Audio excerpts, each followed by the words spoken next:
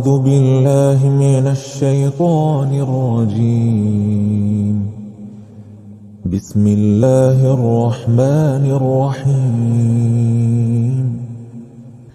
يا أيها المدثر قم فأنذر وربك فكبر وثيابك فطهر والرجز فاهجر ولا تمنن تستكثر ولربك فاصبر فإذا نقر في الناقور فذلك يومئذ يوم عسير على الكافرين غير يسير. ذرني ومن خلقت وحيدا وجعلت له مالا ممدودا وبنين شهودا ومهدت له تمهيدا ثم يطمع أن أزيد كلا إنه كان لآياتنا عنيدا سأرهقه صعودا إنه فكر وقدر فقتل كيف قدر ثم قتل كيف قدر ثم نظر ثم عبس وبسر ثم أدبر واستكبر فقال إن هذا إلا سحر يؤثر إن هذا إلا قول البشر سأصليه سقر وما أدراك ما سقر لا تبقي ولا تذر لواحة للبشر عليها 19 وما جعلنا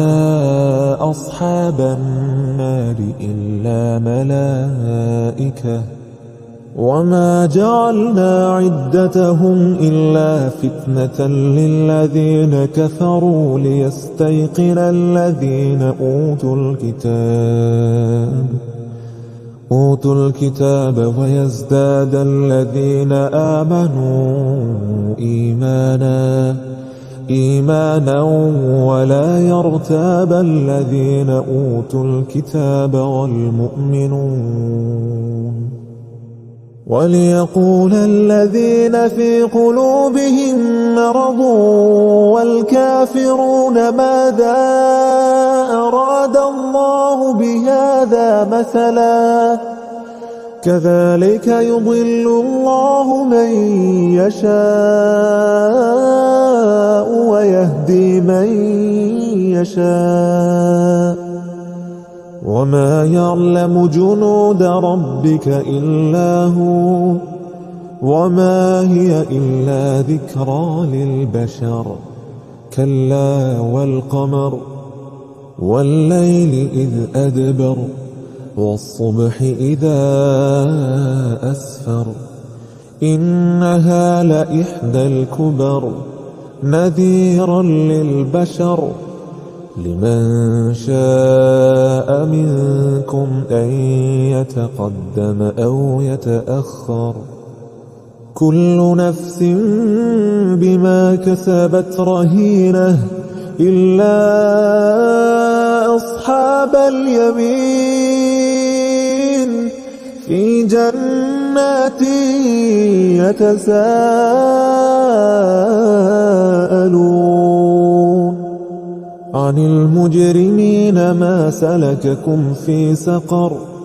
قالوا لم نك من المصلين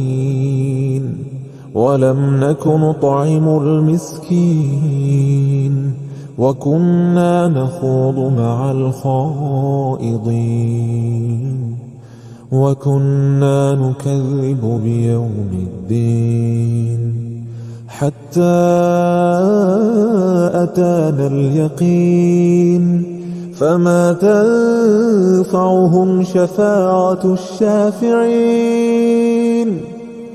فما لهم عن التذكرة معرضين كأنهم حمر مستنفرة فرت من قسورة بل يريد كل امرئ منهم أن يؤتى صحفا منشرة كلا بل لا يخافون الآخرة كلا إنه تذكرة فمن شاء ذكره وما يذكرون إلا أن يشاء الله هو أهل التقوى وأهل المغفرة